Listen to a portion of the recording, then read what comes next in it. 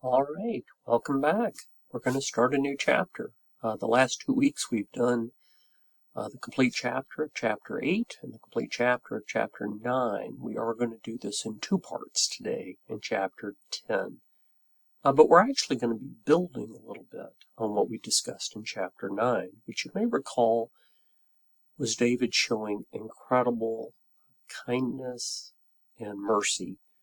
But we're going to look at this we're going to build on it, but we're also going to see some different aspects of it as we look at chapter 10 this week. As a segue, I'm just going to briefly remind us real quickly of what happened last time. Remember, after all the wars and all the victories, and David had been searching God, praying, listening, he ended up finding the last remaining ancestor of the former King Saul. And naturally speaking, his choice would have been to find him and sadly to kill him, to destroy all remnants of the former king. But what he wanted to show kindness. It was not the normal state of war and regime change. And we're not going to look at it this week, but we went back and looked at the history of his friendship and his love with Jonathan and the history of David and Jonathan and the covenant between them. But David searched him out, and as a reminder, this was this last ancestor, Mephibosheth, was crippled.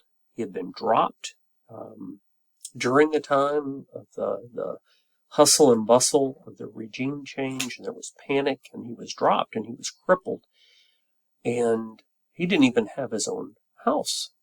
He was homeless. He was living in complete obscurity, probably in fear. And David found him. But he acted contrary to what would have been expected. And it actually changed his life. He said, "Don't fear. I'm here to show you kindness. I'm going to restore you. I'm going to let you eat at my table, the king's table." Now, Mephibosheth saw himself as completely, in need of mercy. He's a servant. He even called himself a dead dog. Yet, he had a place at the table always. And it's a beautiful picture of mercy, kindness, love. And, of course, we need to think of ourselves in the same way. We are lame. We are sinners. Last week we looked at the parable of the prodigal son. We've all been with the pigs. We've all done wrong.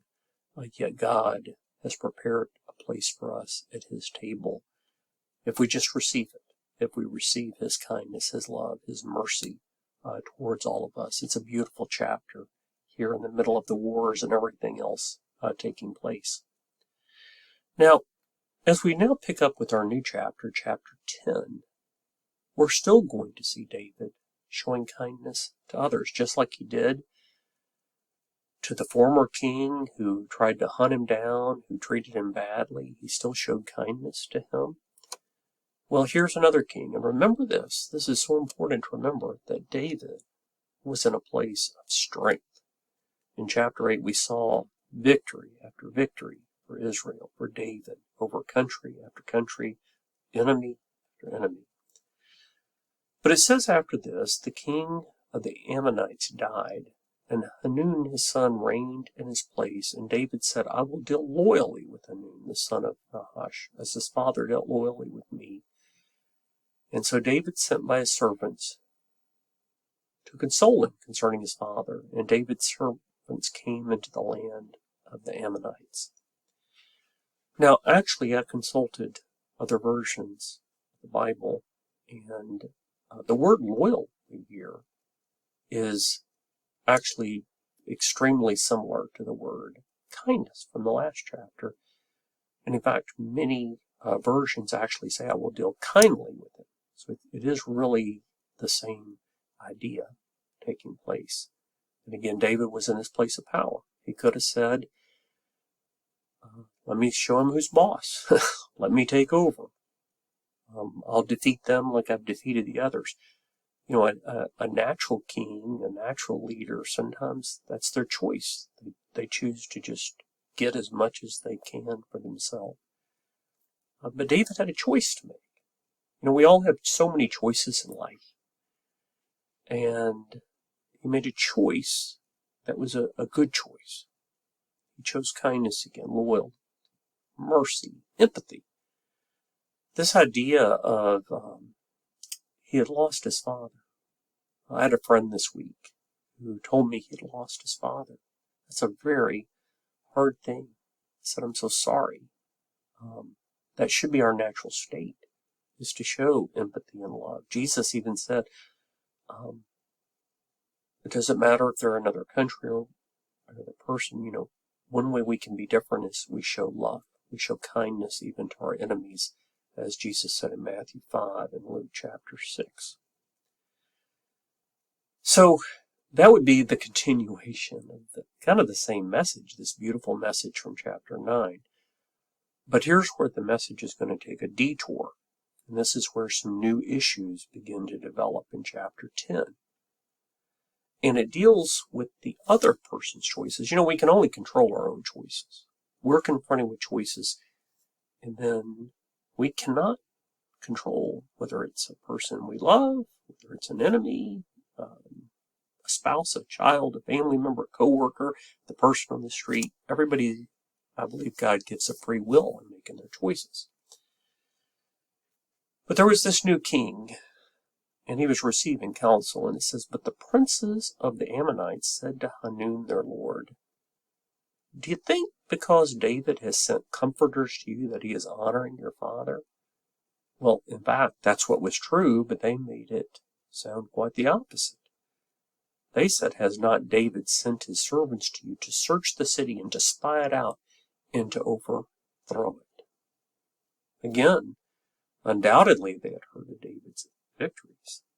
Now, in general, I am a big believer in counsel.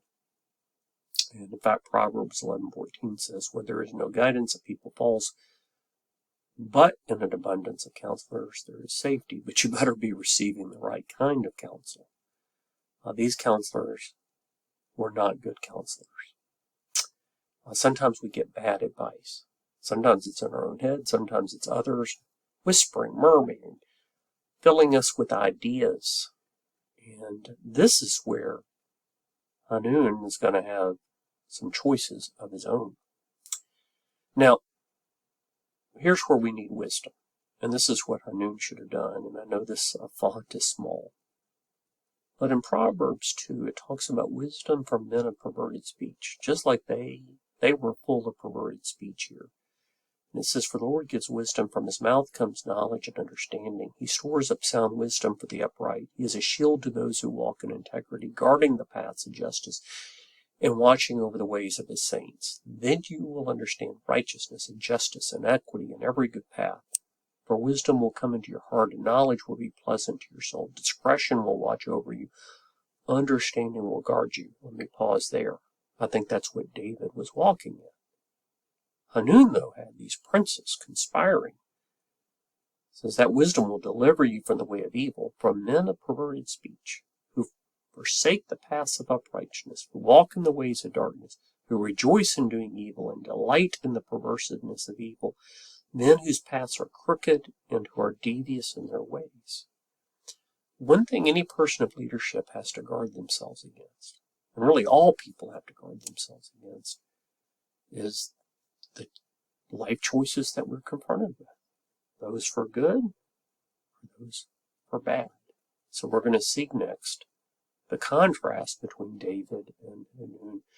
Hanun, unfortunately, did not have the right kind of wisdom, and he listened to the bad counsel, and he repaid the kindness, the empathy, the love, and the mercy he received with evil. And in fact, it's a really terrible evil. So Hanun took David's servants. And by the way, the servants were ambassadors. And what he did to the servants, he's effectively doing to David as representatives. He shaved off half the beard of each. And then he cut off their garments in the middle at their hips and sent them away. Now, there's a lot of choices Hanun could have made. Of course, the best choice he could have done would have been to say, "Thank you, David. Thank you. You have shown me love. You have shown me kindness. You have shown me loyalty. And I'm going to repay it as my father did. We'll walk in peace. We'll be friends." He could have, let's say he didn't do that. That would have been the wisest choice. He could have just sent them away. He said, "You know what? I'm not sure what your motives are, but with all due respect, I'm going to send you away." At least it would not have been the best, but it would have been a choice. But what he chose was to humiliate them in a disgusting, terrible way. In that time, the beard was a very honorable thing. I mean, there are people today with beards. They put a lot of pride in their beard. They do. This was to take a man's beard and shave half of it. They're trying to take away their manhood, who they are, and then this idea, just to bluntly say the way they cut off their clothes was to expose them. These were very terrible ways of insulting these men. They treated them about as low as you could treat them. And what Hanun is doing here made me think of the idea, I don't know if you know what a lemming is. A lemming is a little rodent. And lemmings are not the brightest. And they just follow who's in front of them. And they'll even follow them off a cliff. Because they don't make their own choices. They just follow. They're little rodents and they just follow. Are we going to have the courage to make our own choices? Or are we just going to listen to the bad counsel? And the implications of that, again, was extremely humiliating to them. Now, back to David. We're going to kind of go back and forth here. When it was told David about what had happened to his men, he sent to meet them, for the men were greatly ashamed. And the king said, "Remain at Jericho until your beards have grown, and then return." Now, this is something we could easily overlook. But David made some choices to these men. He could have screamed at them. He could have killed them and said, "Oh, I can't believe you let this happen." But he actually showed them a lot of mercy and kindness. He had empathy for them. He said, "Just stay here. Let your honor return to you. I'm not going to embarrass you. I'm not going to berate you.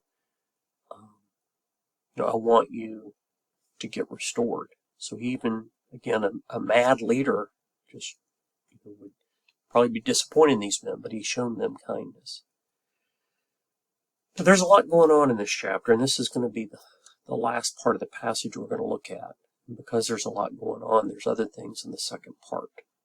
But what I want to show you is this leader, this lemming, this guy making these bad choices. At this point, the Ammonites saw that they had become a stench to David. It didn't have to be that way.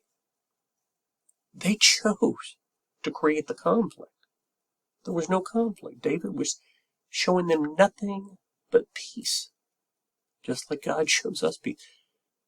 We can accept the peace, or we can be a stench by our own free will choices. Even at this point, they could say, "You know what, David, I'm so sorry. I'm so wrong. I humbly beg you for forgiveness." Remember Mephibosheth? He said, "I'm your servant. I'm a dog.